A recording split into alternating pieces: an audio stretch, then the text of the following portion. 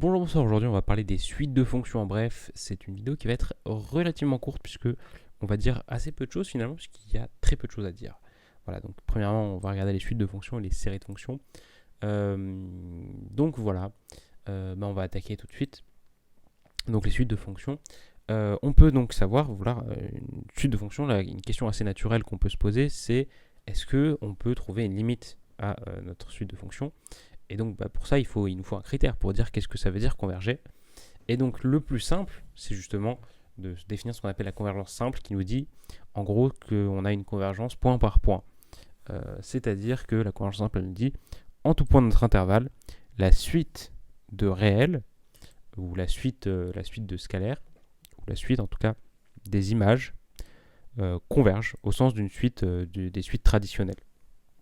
C'est-à-dire les fn de x tendent vers f de x. Un exemple, c'est la suite de fonctions x associe x puissance n. C'est une suite qui converge simplement vers la fonction qui à x associe 0 si x est strictement plus petit que 1 et 1 sinon sur l'intervalle 0,1.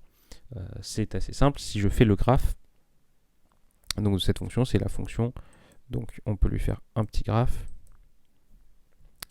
Hop, alors on va changer de couleur. Donc c'est donc la fonction qui est comme ça. Hop, et voilà. Et on le voit très bien puisque en fait pour ces fonctions, pour les fn, ce qu'on a c'est que donc si on les évalue en un point de si on les évalue en un point x qui est dans 0,1 qui est différent de 1, on les évalue en fait en un réel positif strictement plus petit que 1, et donc un réel positif strictement plus petit que 1, quand on l'élève à la puissance n et qu'on fait tendre n vers plus l'infini, ça tend vers 0. Pensez 1,5 puissance n, ça tend vers 0. Voilà. Donc, comme ces suites tendent vers 0, ben voilà, ça va fonctionner. La seule exception, c'est au bout de l'intervalle en 1. 1 puissance n, c'est toujours égal à 1. Donc voilà, c'est pour ça qu'on va avoir cette convergence simple. Maintenant, le problème, c'est que là, on se rend bien compte que toutes ces fonctions, par exemple, ces fn, les x associés x puissance n, bon, ça, c'est des fonctions polynomiales, mais surtout, c'est des fonctions continues, même dérivables, une infinité de fois. Et à la fin, on se retrouve sur une fonction qui est discontinue, donc qui n'est même pas, qui n'est pas continue, elle n'est pas dérivable, en tout cas sur l'intervalle entier, puisqu'on voit qu'on a un problème en fait en 1. Et donc ça nous amène à essayer de trouver un meilleur critère de convergence, une meilleure manière de définir la convergence, une manière qui nous permettrait de transférer les propriétés. C'est-à-dire si les fn vérifient une propriété, on aimerait bien que cette propriété soit transférée à la fonction limite. Donc pour ça, on définit ce qu'on appelle la convergence uniforme. Donc la suite fn elle va converger uniformément si, alors c'est la définition, la norme de fn moins f tend vers 0. Bon, ça ça semble ok, d'accord. Mais la question c'est qu'est-ce que c'est que cette norme infinie? Alors la norme infinie, en fait, c'est défini ici, je l'ai défini pour une fonction g. C'est la borne supérieure de l'ensemble des images quand on prend la valeur absolue. Alors ça c'est très bien, c'est une définition, ça fonctionne, mais qu'est-ce que ça veut dire réellement? En fait, ce qu'on peut voir, ce fn-f, cette norme infinie de fn-f, ça représente l'écart maximal qu'il y a entre votre fonction limite et la nème fonction. Et donc si cet écart maximal se réduit de plus en plus, on sent bien que, comme c'est l'écart maximal, s'il tend vers 0, à la fin, les fonctions limites vont être très proches.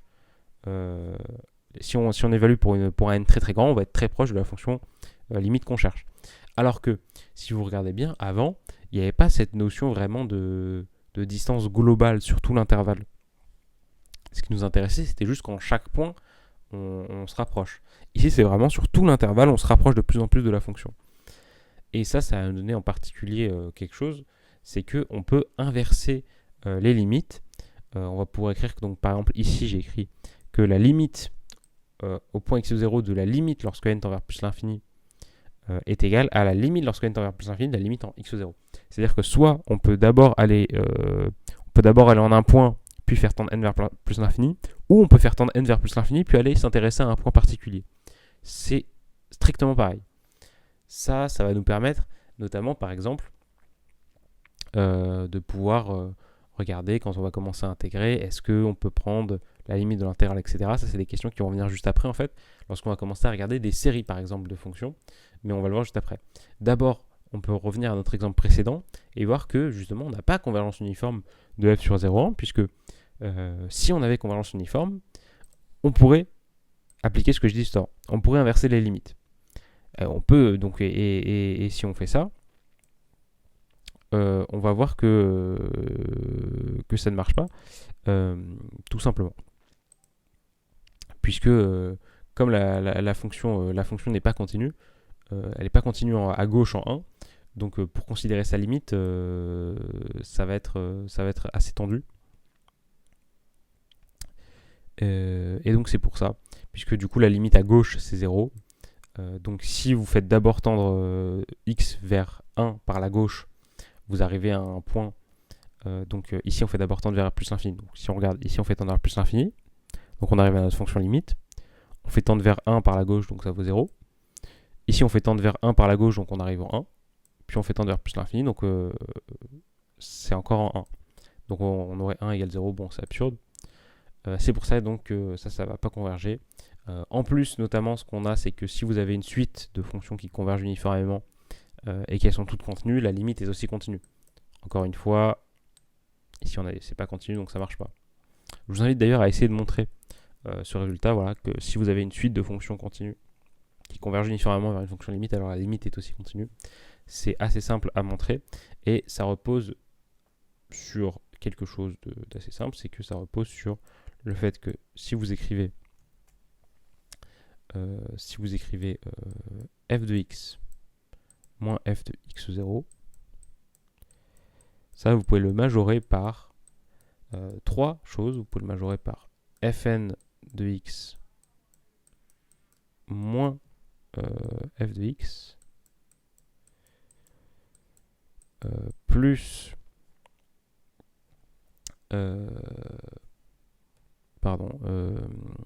plus f n de x0 moins f de x0 plus encore une troisième valeur absolue qui va être cette fois, si je regarde, qu'est-ce qui me manque? Il me manque le fn de x0, voilà, fn de x0 moins fn de x. Voilà. Et donc si après vous prenez des voisinages suffisamment proches, etc., vous verrez que tout ça, vous pourrez le faire tomber sous un epsilon, donc ça marchera tout seul pour montrer la continuité d'une fonction limite. Bref, et par contre, ce qu'on va avoir, c'est que cette suite de fonctions, par contre, elle va converger uniformément sur 0,1 ou vers 1. C'est-à-dire que si on retire 1, il n'y a plus de problème. Puisque justement, c'est ce qu'on avait vu, entre guillemets, que 1 était le point qui posait problème, puisque c'est le point qui se traitait de manière spéciale. Mais maintenant, donc, si on regarde les séries de fonctions, puisqu'on pourrait avoir envie de sommer des fonctions, encore une fois, il faut définir qu'est-ce que ça veut dire pour une série de fonctions de converger, puisque c'est pas forcément évident. Ce qu'on fait, c'est qu'on définit un critère assez simple, qui est le critère de convergence normale.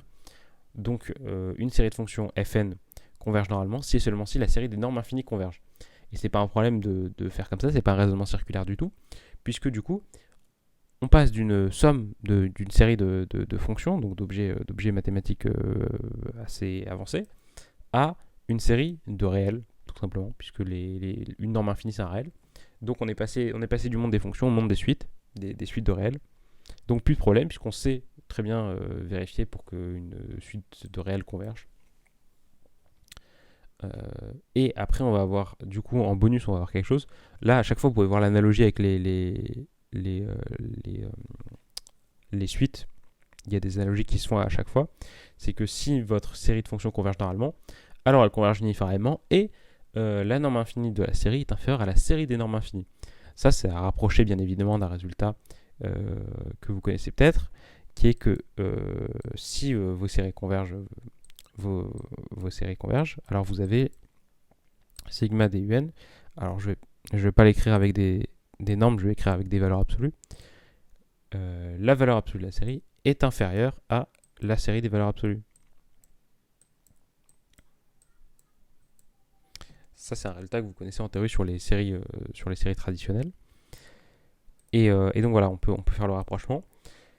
Mais après ça nous permet de faire d'autres choses. Notamment, un truc qu'on aimerait bien faire souvent, c'est dire par exemple que on aimerait bien dire par exemple que la série, enfin l'intégrale d'une série est égale à la série des intégrales. Et ça, c'est quelque chose qu'on ne peut faire que, enfin, on ne peut pas le faire que, mais en tout cas, si on a convergence uniforme, on peut le faire. Et donc, ça devient assez commode de faire ça. Surtout lorsque, par exemple, vous avez une fonction. Ce que vous pouvez faire, par exemple, si vous avez une fonction, vous voulez l'intégrale de f. Mettons que vous voulez l'intégrale de f. Et f, c'est une fonction assez compliquée à exprimer. Ben, f, vous pouvez, sous certaines hypothèses, l'écrire comme une série. Et à ce moment-là, c'est une série de fonctions plus simples, qui sont plus simples à calculer, à intégrer. Et vous pourrez vous ramener juste à la série de l'intégrale.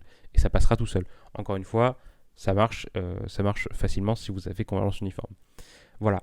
Donc tout ça, ça vous montre qu'on peut faire beaucoup de choses quand même avec les séries, mais beaucoup de choses qui finalement se rapprochent beaucoup du point de vue traditionnel. Et ça, je vous invite, si vous avez envie, à aller regarder du côté de la topologie. Vous pouvez vous regarder notamment qu'est-ce que c'est qu'un espace qu'on dit complet, qu'est-ce que c'est que les suites de Cauchy. Tout ça, c'est des notions qui sont en fait un peu cachées derrière, puisque des notions topologiques qui nous disent qu'en fait, on peut à peu près toujours faire la même chose partout, du moment qu'on arrive à définir des objets avec les mêmes propriétés. Voilà, je vous invite à regarder ça si ça vous intéresse. Mais voilà, ce sera tout pour les séries de fonctions. J'espère que ça aurait été instructif et que vous aurez peut-être appris quelque chose. Sur ce, c'était Adam. Je vous souhaite une bonne soirée, une bonne après-midi, une bonne journée. Et je vous donne rendez-vous la prochaine fois. Ciao tout le monde!